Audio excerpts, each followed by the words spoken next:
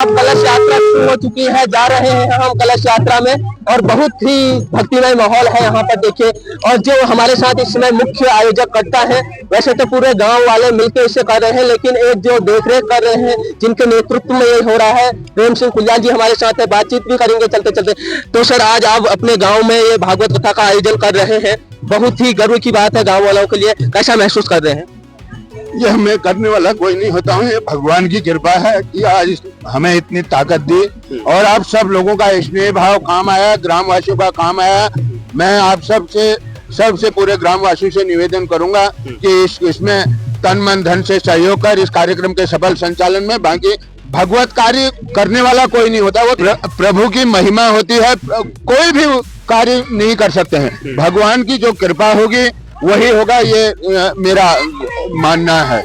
और आज पूरी मातृशक्ति कुमाऊनी परिधान में आई हुई है, जिस तरीके से माताओं, क्योंकि किसी भी कार्यक्रम के सफल संचालन के लिए महिलाओं की बड़ी भूमिका होती है, इस महिलाओं की भूमिका में जो आज जोश खरोश पूरे यहाँ से नहीं बाहर से भी लोग आए हुए हैं, मैं आप सभी का बहुत बहुत स्वागत करता हूँ, हार्दिक अभिनंदन करता हूँ। देख सकते हैं पीछे ढोल नगाड़ों के साथ ये यात्रा चल रही है और जय माता दी के नारे लग रहे हैं। श्रीमद् भागवत कथा का ये आयोजन जंगिया गांव में उस स्थान में हो रहा है जो अपने लिए बहुत ही महत्वता का स्थान रखता है, पहचान रखता है यह गांव। और इसमें जैसा कि आपने बताया कि सभी का योगदान रहा है और यह योगदान होना भी चाहिए। मेरे को पता चला कि 9 साल पहले यहाँ पर भागवत हुआ है, 9 साल बाद आज यह हो रहा है, तो क्या कुछ कहना चाहेंगे? मैं तो यही कहूंगा कि ये सब भगवान की परंपरा है और जिस तरीके से लोगों ने हमें, गांव के लोगों ने हमें सहयोग किया, मैं इसका हृदय से आभारी हूँ। और भविष्य में भी जहाँ पर भी भगवत भजन के लिए या किसी भी कार्य के लिए हमको अगर आप लोग जिम्मेदारी देंगे और जो हमसे कहेंगे वो पूरी ईमानदारी, कर्तव्य निष्ठा, हम आज यहाँ पर सौगंध भी खाते हैं कि हम यह जो भी कार्य करेंगे पूरे गाँव में कर्तव्य निष्ठा और ईमानदारी से और बिना किसी भेदभाव के हम यह कार्य करेंगे। जी, ये अपने आप में बहुत बड़ी बात कही है, तो कि हम यहाँ पर आगे भी ऐसे प्रोग्राम करेंगे। अगर गांव वालों ने साथ दिया, समर्थ हुए और सब लोग मिले तो ये आयोजन आगे भी ऐसे आप लोगों को देखने को मिलेगा। देख सकते हैं आप यहाँ के बड़ा लंबा यात्रा चलने वाली है, सैमधार तक, सैम देवता के मंदिर तक हम जाने वाले हैं। वहाँ फिर आपको दिखाएंगे कि सैम देवता के मंदिर में। आपका क्या नाम हुआ सर? मेरा नाम जीवन सिंह कुल्याल हुआ, प्रेम सिंह का बड़ा भाई हूँ मैं। जो कार्यक्रम हो रहा है बहुत अच्छा हो रहा है। ये शायद यहाँ जंगलिया गांव में हमारे 2 पंचवर्ष योजना में सबसे फर्स्ट कार्य है हुआ। इसमें मैं पूरी जनता को बहुत बहुत धन्यवाद देता हूँ। सही चल रहा है, जो भी है अच्छा है। ये देखिए आप यहाँ पर ये बड़ी लंबी लाइन में से एक कतार बना के यहाँ पर जा रहे हैं। इस यात्रा में खास बात यह है कि कुछ विदेशी लोग, विदेशी सनातन प्रेमी भी उपस्थित हुए हैं जो इसको देख रहे हैं, यहाँ की संस्कृति को समझ रहे हैं। देख सकते हैं भीड़ जो है बहुत लंबी है, अभी आगे चले भी गए, पीछे तक ये लाइन लगी हुई है। आइए देखिए कितना खूबसूरत है। और लास्ट में हमारे साथ इस भागवत कथा में विशेष रूप से मेहमान भी आए हैं जो विदेश से आए हैं, इसी गाँव के रहने वाले हैं। तो बहुत बहुत स्वागत सर आपका। धन्यवाद जी, बहुत बहुत धन्यवाद। क्या नाम हुआ आपका? जनार्दन बेलवाल। तो बेलवाल जी, आज आपके गांव में, वैसे आप विदेश में रहते हैं, ये आयोजन हो रहा है, कैसा लग रहा है आपको? बहुत अति, मुझे बहुत अच्छा लग रहा है। और जो है इन्होंने, प्रेम जी ने और ये मैडम राधा कुल्याल जी ने अपना हमको फोन किया तो तुरंत जो है हमने फिर अपना प्रोग्राम बनाया कि हमारे गांव का एक कार्य हो रहा है, भगवत कथा हो रही है और ये कथा अच्छे से हो रही है। तो मुझे लगा कि मुझे मेरी पत्नी और मेरी माता जी ने प्रेरणा दी कि हमें भी जाना चाहिए, तो इसलिए हम शामिल होने, केवल कथा में शामिल होने के लिए हम जी देखिए, आप विदेश से यहाँ पर आए हुए हैं, दुबई से, इस कथा में शामिल होने के लिए। ये कितनी बड़ी बात है हमारे लिए और सनातन प्रेमियों के लिए, इस गांव के लिए। तो आगे तक जाएंगे आप? 9 दिन तक, 7 दिन तक यहीं पर रहेंगे?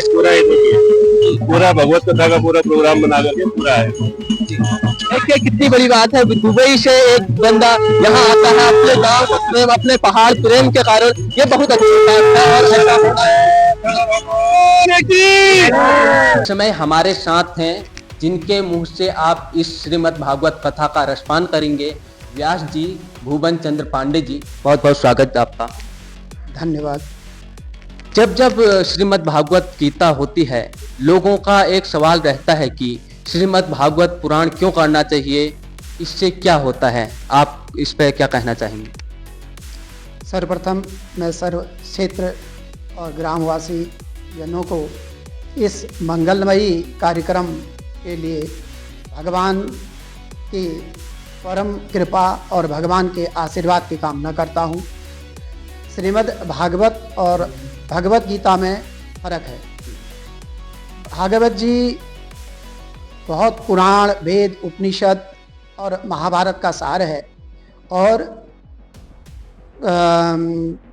जो भागवत में महात्म्य आता है, महात्म्य का तात्पर्य ही यह है कि भागवत 4 शब्दों से बना हुआ है, जिसमें भक्ति, ज्ञान, वैराग्य और अंत में मोक्ष की कामना की गई है। और भगवत गीता में भगवान ने इस संसार में मनुष्य धर्म का निरूपण किया है, और कर्म क्षेत्र, ज्ञान क्षेत्र, उपासना क्षेत्र सारे वर्णन भगवत गीता में किया गया है।